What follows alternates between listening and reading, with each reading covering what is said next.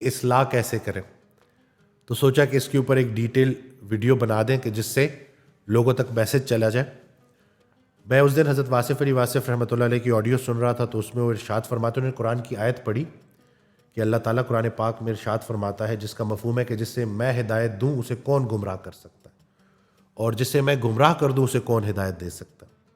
اب اسی آیت کی تشریح حضرت نے جو ارشاد فرمائی وہ یہ ہے کہ جب بھی نیکی کرو اس نیکی کو اللہ سے منسوب کرو، ہدایت پاتے جاؤ گے، اور جب بھی غلطی کرو خود سے منسوب کرو، کبھی بھی گمراہ نہیں ہوگے۔ یہ اس سے آسان نہیں کیا جا سکتا اس بات کو کہ انسان لائف میں جب چلتا ہے تو اس سے خیر کے کام ہوتے ہیں اللہ کے حکم سے۔ جب بھی اللہ کی یاد آئے نا تو ہمیشہ یہ بات یاد رکھنا کہ اللہ نے پہلے یاد کیا ہے تو آپ نے یاد کیا، کیونکہ تم چاہ بھی نہیں سکتے جب تک اللہ نہ چاہے۔ تو اپنی نیکی کو اللہ سے جوڑنا کہ یہ اللہ کی توفیق ہے تاکہ تکبر نہ آئے، تو ہدایت کا راستہ کھلا رہے گا، وہ دروازہ کھلا رہے گا۔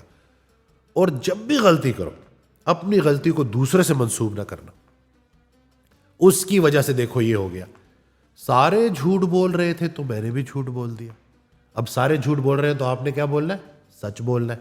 اسی طرح سے دوسروں کی گناہ کی اکثریت آپ کے گناہ کی دلیل نہیں بن سکتی۔ شیطان نے بھی تو یہی کیا تھا کہ اس نے جب وہ کنورسیشن ہوئی، اس کا مفہوم ہے کہ جب اس نے سجدہ سے منع کر دیا، اللہ نے جب اس کو حکم دیا کہ سجدہ کرو اور اسے سجدہ نہیں کیا، تو بعد میں جو اس کا مفہوم تھا کہ آپ نے وہ بات صحیح طرح سے نہیں سمجھائی، یعنی کہ وہ جو ہے میرے دماغ پہ ذرا کچھ پردہ آ گیا تھا یا اس طرح سے نا، تو یعنی کہ اس نے فوراً اپنی غلطی اللہ پہ ڈال دی کہ آپ نے مجھے بات نہیں سمجھائی۔ تو اس لیے جب بھی غلطی ہو فوراً استغفر اللہ کرو اور بولو کہ یا اللہ غلطی ہو گئی، معافی دے دے۔ معافی مانگنے والا بھی بڑا دلیر ہوتا ہے اور معافی دینے والا بھی بڑا باہمت انسان ہوتا ہے۔ آج کل اگر آپ معاشرے میں دیکھیں، لوگوں سے جب آپ بیٹھیں بات سنیں تو وہ کہتے ہیں اس کی وجہ سے یہ ہو گیا، پھر اس کی وجہ سے یہ ہو گیا۔ حالانکہ حقیقت یہ ہے کہ عقیدے کا پختہ انسان جو ہوتا ہے نا، اس کو ہر راستے پہ نیکی ملتی ہے۔ کسی نے آپ کے ساتھ برائی کی، آپ جواب میں اچھائی کر دو۔ ایک آڈیو میں ارشاد فرماتے ہیں کہ بدی کی بھی ایک اچھی بات ہے کہ بدی سے دور نہیں ہوتی، نیکی سے دور ہوتی۔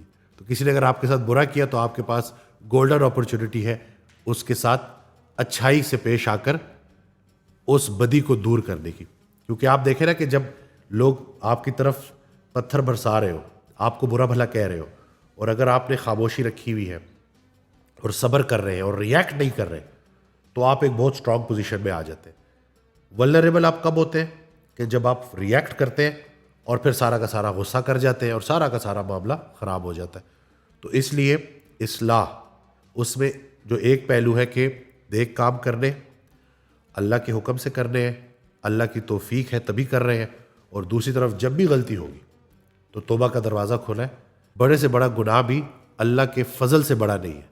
تو جب اللہ کی وہ قرآن کی آیت ہے نا کہ میری رحمت سے جو ہے نا وہ نا امید نہ ہونا، تو وہ یہی ہے کہ جو مرضی ہو جائے خیال آپ کا اللہ کی رحمت کی طرف ہونا چاہیے۔ اور یس، سنگت بدلے، خوشبو والے ماحول میں رہیں گے تو خوشبودار ہو کے نکلیں گے۔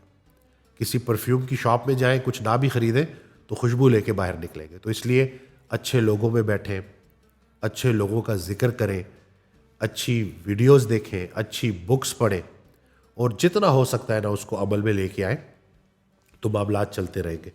بس زندگی گزارنے کا کوئی اور فارمولہ ہو نہ ہو، عاجزی سب سے بڑا فارمولہ ہے۔ ہر وہ انسان جو اپنی نیکی کو اللہ سے منسوب کرے گا اور اپنی غلطی کو خود سے منسوب کرے گا، اس میں کبھی بھی تکبر نہیں آ سکتا۔ وہ عاجز رہے گا اور اللہ سے مدد مانگتا رہے گا۔ ویڈیو شیئر کرنا نہ بھولیے گا، چینل ضرور سبسکرائب کیجیے گا۔ اللہ حافظ۔